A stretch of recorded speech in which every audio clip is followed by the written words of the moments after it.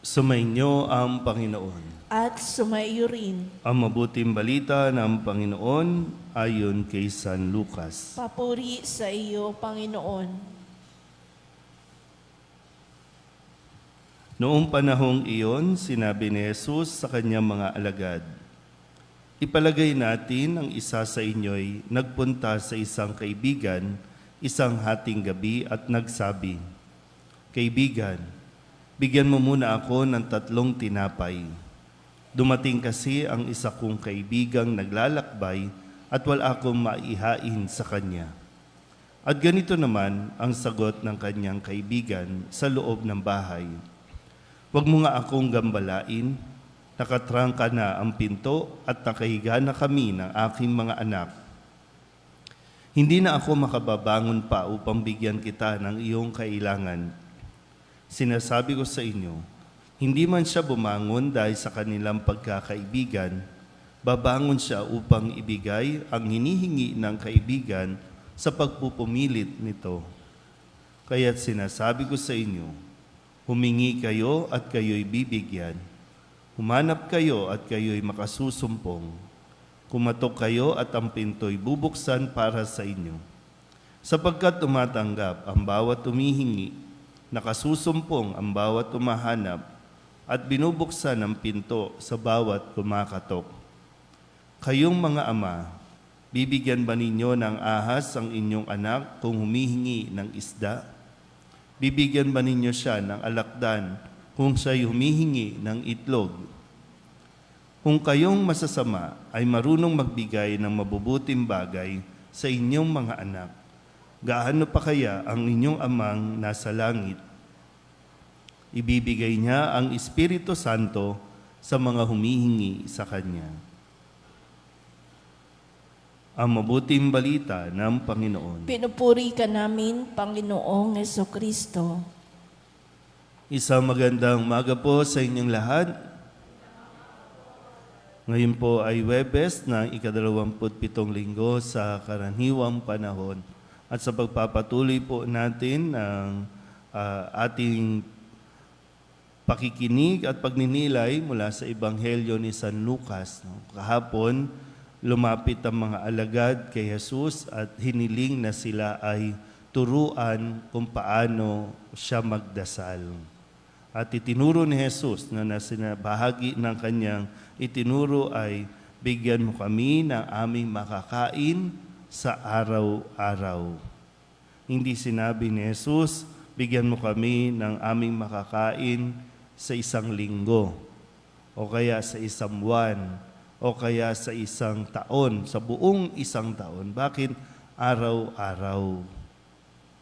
Kaya ngayon, sa ating Ebanghelyo, ito yung sinasabi at pinapaliwanag naman niya na dapat nga tayong magdasal araw-araw. At hindi lang basta magdadasal, kung paanong sinabi ni San Pablo, yung kanyang paalala sa mga taga-Galacia, hindi tayo nagdadasal base lamang sa itinuro sa atin, kundi nagdarasal tayo dahil sa pananampalataya. Humingi tayo dahil sa pananampalataya. Dahil kung manggagaling sa pananampalataya, maiintindihan natin kahit papano na hindi agad-agad ibibigay sa atin yung ating ipinagdarasal. At ang hinihiling sa atin, araw-araw tayong magdasal. Kulitin natin ang Diyos, kausapin natin lagi ang Diyos. Sa na-realize ko, kung kada linggo, 7 araw bago mo ulit kausapin ng Diyos. Kung kada buwan, pag nakuha mo yung kahilingan mo, sa susunod na buwan mo na ulit lalapitan. Di ba sa mga magulang na narito, di ba mas gusto ninyo araw-araw kinakausap kayo ng mga anak ninyo?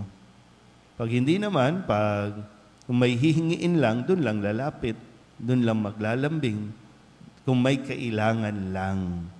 O di ba, parang mas malungkot naman na, kung may kailangan lang, saka ka maaalala. Kaya dito, inihiling sa atin kung paano magdasal si Jesus, araw-araw, buong buhay niya, araw-araw, iniisip niya ang Diyos.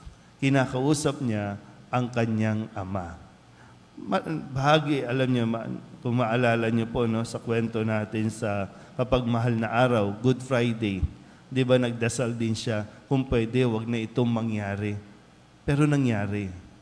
Kailangan niyang pagdaanan. Hindi pa man natin lubusang naintindihan, bakit hindi ibinibigay ng Diyos? Bakit ayaw ibigay sa akin ng Diyos?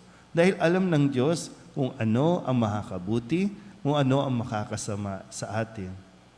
Yun nga lang, hindi tayo makapaghintay. Kaya nagdidesisyon tayo, inuunahan natin ng Diyos. Kapag may gusto tayo, di na tayo nagdarasal, basta't kukunin natin ito. Nangako naman si Jesus, di ba? Kung magdarasal tayo, sabi nga niya, kumatok ka, pagbubuksan ka. Humanap ka, makakasumpong ka.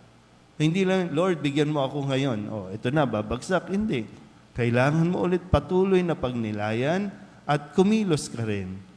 Hindi pwedeng dasal ka lang ng dasal, tapos wala ka namang pagkilos.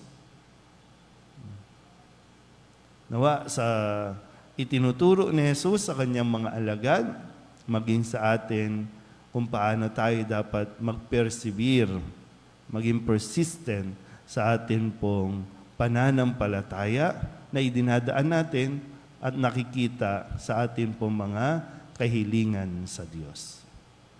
Amen.